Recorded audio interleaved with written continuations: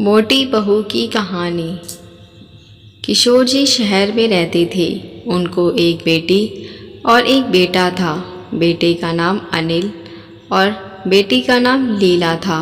उम्र होने पर पहले बेटी की और बाद में बेटे की शादी कराई।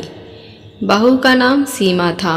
शादी के 2-3 सालों में ही सीमा का वजन काफ़ी बढ़ गया था और वह पहले से 2 गुनी मोटी दिखने लगी थी।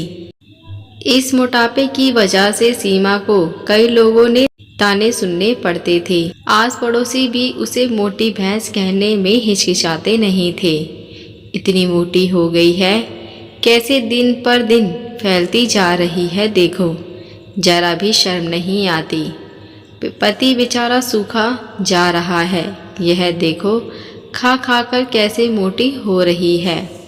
कुछ इस तरह की बातें अक्सर सीमा के कानों पर पड़ जाती थीं। स्वभाव से हंसमुख सीमा इन बातों को इग्नोर कर देती, लेकिन उसे ज़्यादा दुख तब होता जब उसकी खुद की सास और ननद उसके मोटापे के लिए उसे दोषी ठहराती और भला बुरा कहती।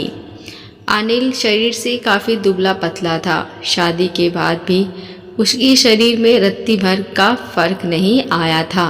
हालांकि सीमा मोटी होती जा रही थी, इसमें उसका कोई दोष नहीं था, बल्कि सीमा तो अनिल से भी कम खाना खाती और दिन भर घर के काम करती रहती थी। अपने मोटापे की वजह से किसी काम में कितनी भी दिक्कत हो, सीमा उस काम को कभी अधूरा नहीं छोड़ती थी। उसने घरेलू नुस्खे और कई तरह के उपाय करके अपना मोटापा कम करने की कोशिश की थी, लेकिन शायद उसके शरीर के हार्मोन्स ही थे जो उसे मोटा बनाए जा रहे थे। अनिल को उसके मोटापे से कोई दिक्कत नहीं थी। वो तो बेचारा अपने बिजनेस को संभालने में ही व्यस्त रहता था।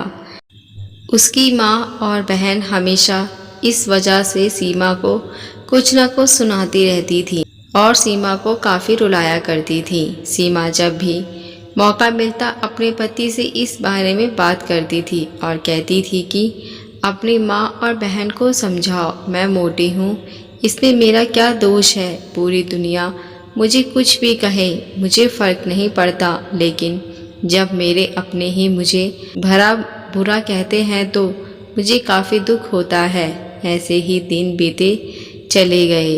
एक दिन सीमा की सास ताज़ी हवा लेने के लिए जब टेरेस पर गई हुई थी, तब वापस लौटते समय उसका पैर फिसला और वह सीढ़ियों से नीचे गिर गई। भाग्य से वह बच गई, लेकिन उसके पैर में बड़ा फ्रैक्चर आया। उसको अब एक जगह से दूसरी जगह जाने में काफ़ी दिक्कत होने लगी। बिना किसी के सहारे वह ऐसा कर भी नहीं पा रही थी। जिस मोटी बहू को वह रोजाना ताना मारते थे, आज वही बहू उनका हर काम कर रही थी और उन्हें एक जगह से दूसरी जगह ले जा रही थी। उनका खुद का वजन भी 75 किलो का था, जो उनके बेटे अनिल के लिए भी उठा पाना संभव नहीं था। हमको विचार आया कि बहू शरीर से भरी पूरी नहीं होती तो आज उनका क्या होता। सीमा की सास को सीमा के साथ किए हुए पूरे बुरे बर्ताव के लिए पछतावा होने लगा। उन्होंने एक दिन मौका देखकर इस बात के लिए सीमा से हाथ जोड़कर माफ़ी भी मांगी। सीमा ने कहा, अरे माँ जी, आप माफ़ी क्यों मांग रही हैं? आप मुझे समझने लगी, मेरे लिए ही इतना ही बहुत है। उस दिन के बाद सीमा के साथ मैं कभी भी उसे उसके मोटापे की वजह से एक शब्द भी नहीं बोला, बल्कि वो तो लोगों से लड़ जाती थी। सीमा को मोटी कहकर उसकी बुराई करते थे। सीमा की ननद भी इस घटना के बाद उसे इस विषय पर कुछ भी ना कह सकी। खुश मिजाज सीमा अब पहले की तरह ही सब कुछ भुलाकर खुश रहने लगी। दोस्तों, हमारे समाज में, हमारे आसपास आपको ऐसे कई लोग मिल जाएंगे जो दूसरों को उनके शरीर के बनावट के हिसाब से गलत नाम देते हैं या उन्हें नीचा समझते हैं। किसी की हाइट कम है तो नाटा, किसी का रंग काला है तो कालिया, कोई हेल्दी है तो मोटा, किसी के बाल कम है तो टकला।